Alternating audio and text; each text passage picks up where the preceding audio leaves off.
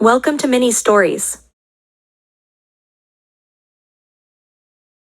where we will be listening to Reddit stories.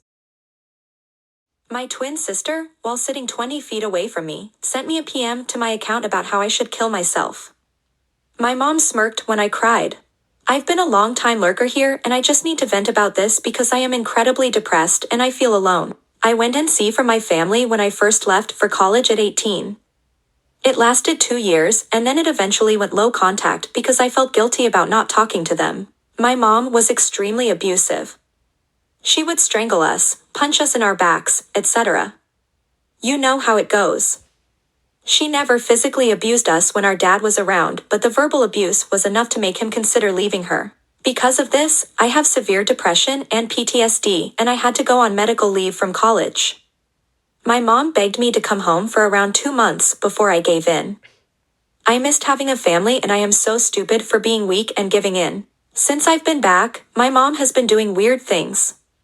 She'll want me to get drunk with her, but I really can't drink alcohol because I'm on Celexa.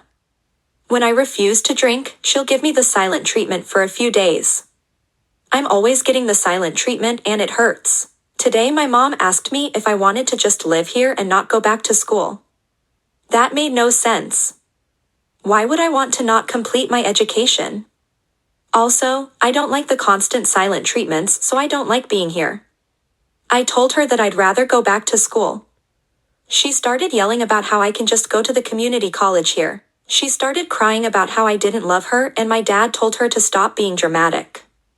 My sister came in and asked what happened. When my mom told her, she didn't say anything and just went on her laptop. My twin sister is beyond crazy. She once stalked a man for 6 months because the guy told him that she didn't know what she was talking about and should shut up. She found this guy's identity from a few Reddit comments and started physically mailing him things with death threats. She signed his Reddit username to everything. If I knew she had done this, I wouldn't have come here. My sister then sent me a PM on Reddit that said, "You dumb bitch. I hate you so much. You're a piece of trash and I'm glad you were raped. No one loves you and no one ever will, and how fucking dare you make my mom upset. She has been kind to you and all she wanted was for you to stay here. You're never going to be anything and I know you've been feeling suicidal, so why stop feeling that way and just go kill yourself? No one will care. Your boyfriend broke up with you last year and I think that just goes to show that no one cares about you. I hope you get raped again, but I should stop talking before you call the cops on me like you used to do to mom when we were kids. There's so much I'd love to say to you, but I don't want you to go snitching and I don't want to be a bully." As soon as I saw that, I started crying and I told my dad. He said my sister was out of line, but he can't discipline her and if that's how she feels, she is entitled to feel. My mom came in and saw me crying and started laughing uncontrollably. I asked my sister why she would do something like when I have only been nice to her. I sent her like $400 a month when I was in school because my parents are poor. I deleted my account immediately and my sister said that she found my account because she put a tracker on my laptop. My dad only said that it wasn't nice. I have no idea how to cope with this. My cousin said that I can move in with them next month when they get back in the country, but that's such a long time away. Update 1. But I am on the way to a domestic violence shelter. I am very afraid. The family who was going to take me in said that my mom asked them not get involved and they don't want to make her mad. She didn't even have to know I was there. My entire family has known about the abuse and they tell me it's awful but have never done anything. I look a mess because it all happened fast. An object was thrown at me and nasty things were said. My life was threatened. I didn't even have time to shower yet. I am at the, getting my medicine. The DV shelter is paying for it. I'm afraid of getting judged because I actually rolled out off bed and look awful. But I had to escape. The shelter only gives me 30 days, so at my job interview I think I'll be honest and tell them I really need the job because I'm in a shelter. It's at a cinema, so that would be. My friend and her parents live in my college town and said I could stay there. I just have to buy my ticket. Thanks for the encouragement and I hope things will be okay, for me. Edit. My dad keeps sending me texts telling me to call him immediately. I am not going to do that. Final update. Wow, so it's been nearly 3 years since I posted on this forum, desperate for help. For some reason, these posts just popped into my head after all this time, and rereading them I just want to hug my former self because I had forgotten how bad things were. I also want to hug all of you for helping me. I wrote down the advice you gave me and I used it. I really did.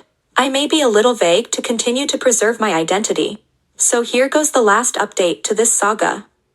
And it's a happy one. The shelter that I stayed in was very nice and brand new. The staff told me how cramped the other one was, so I'm very lucky that I arrived when I did. After the first day, my nerves relaxed and I could just breathe. There were about 7 other women there, and we each had our room with a nice bathroom. I was the youngest there, and the other women gave me advice about life, and they even did my makeup for interviews. We each took turns cooking, per the rules, and we developed a nice rapport. The staff was so amazing, and they also talked to me about life. I felt so safe at this place because of the security. Oh, I almost forgot. A church group came to give quilts they had made for us, and I still have mine. Sometimes I snuggle with it and think of how far I've come. I love that quilt and I wash it very carefully. We also had group and individual therapy, which really helped. I know every DV shelter experience isn't like this, but please don't be afraid to just leave when things get bad. Family abuse counts as domestic violence.